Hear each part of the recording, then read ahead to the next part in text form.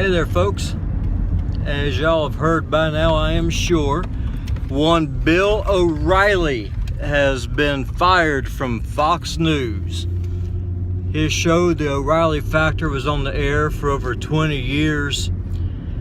And as I talk about that just a little bit, let me first start off by saying I am not a Bill O'Reilly fan. I don't particularly like the guy. I always felt that he was arrogant, and more often than not I felt like he was talking down to his audience. And again, though, these are my opinions. I can't think of a time where he actually taught me anything.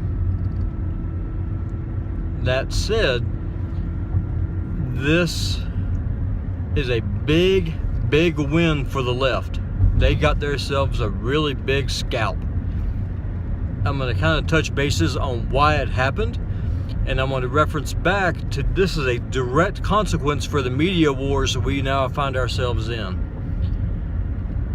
Where this all kind of started, this proverbial kill shot, if you want to call it that, well, came about because a black employee who works for Fox News said that, well, she accused rather, that Mr. Bill O'Reilly referred to her as hot chocolate and grunted like a boar.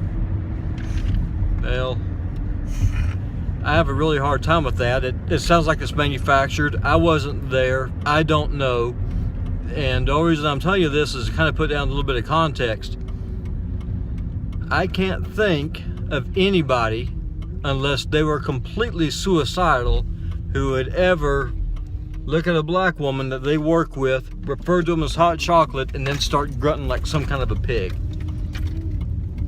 I don't care how stupid you are. I don't really think that you'd be quite that stupid. And Bill O'Reilly, love him or hate him, one thing you can agree on, he was a media powerhouse, and the man was not stupid. He was very smart. Well, how did this happen? How did this come about? How did the left get this scalp? How did they bring down the biggest personality on Fox News? It's really quite simple. Same thing is happening here on YouTube. They target the advertisers. You have the advertisers, they buy ads. They are the ones who actually pay money into these programming outlets. And that's what happened. The left started putting just a whole lot of pressure on them, and these big companies, they don't want any kind of media scrutiny. They don't want to have any kind of controversy that affects their brand. Thus, all it takes is an accusation. That's what's happening here on YouTube. That's what's happening here with my channel to a pretty big extent. Financially, it doesn't really impact me very much, but there are a lot of other people, though, who do. Computing Forever, other channels that are just getting hammered. InfoWars, they took a big hit, and it's because of the advertisers tucking their tails and running. This is going to be the new strategy of the left. They're going to wage a war of attrition in the media wars to silence voices that they don't agree with. It doesn't matter if it's a YouTube channel. It does not matter if you are a news celebrity. If you depend on advertisers, they are going to go after those advertisers to shut you up. If they can't beat you in the arena of ideas, which they can't, they're going to hit you where it really hurts, and that's the pocketbook.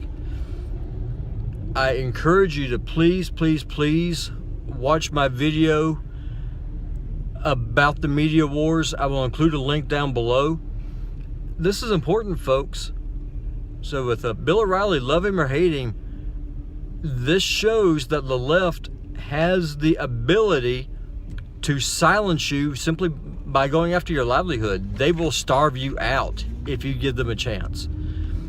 That's why it's so important that independent media start looking at crowdfunding sources, ways of monetization other than ads, because at the end of the day, if you think that Pepsi or Coca-Cola or Pizza Hut or any other number of companies are going to risk an ad showing up on something that they may object to, you're living in a dream world. It doesn't have to be true, by the way. If someone calls me a white supremacist, which I am not, it doesn't matter. The facts don't matter. The accusation is enough to drive a stake into the monetization and the financing of these big companies.